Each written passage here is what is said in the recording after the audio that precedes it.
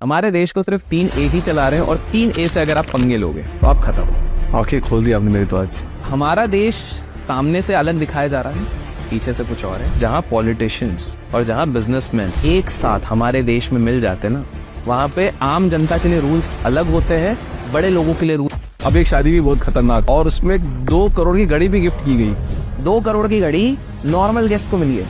ए graders को, दुनिया का जो सबसे बड़ा एसेट मैनेजमेंट कंपनी है ब्लैक रॉक, उसके मालिक आ रहे हैं। जेपी मॉर्गन, उसके मालिक आ रहे हैं। मेन हर बंदा वहां पर अवेलेबल है। ये दुनिया की तरफ मैसेज क्या जा रहा है, because I am the king.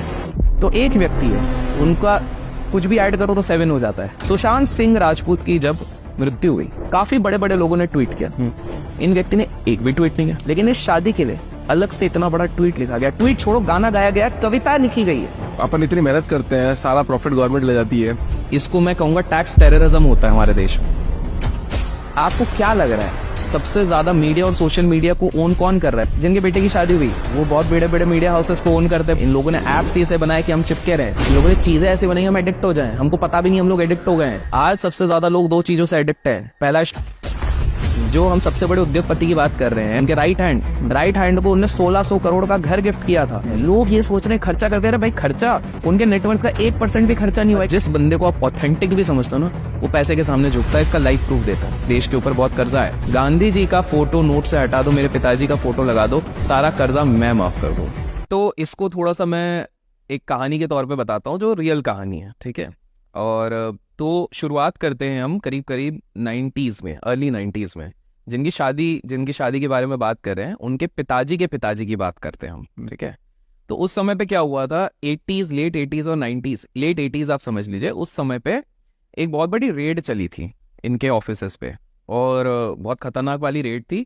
और किसी तरह से ऐसा माना जा रहा था कि कुछ भी करके अब ये इतने बड़े उद्योगपति बन गए कि इनको अब रोकना पड़ेगा, क्योंकि अगर इनको नहीं रोका गया तो ये पूरी दुनिया को कंट्रोल करेंगे, देश को तो पूरी तरीके से कंट्रोल करेंगे। और कभी भी राजनीति में कोशिश ये रहती है कि सारा पावर हमारे हाथ में रहे, कोई नहीं कर सके। और इतिहास गवाए, आप देखिए 91-92 में हर्षद मेहता के हाथ पे गवर्नमेंट का काफी कंट्रोल आ रहा था, क्योंकि वो बहुत मेजॉरिटी स्टेक उठा रहे थे ऐसी ऐसी कंपनीज में जो कि अर्थव्यवस्था पे कंट्रीब्यूशन करने वाले थे। सीमेंट की कंपनीज हो गई, रियल एस्टेट की कंपनीज हो गई, एट द एंड वो डेवलपमेंट में हेल्प करने वाली थी।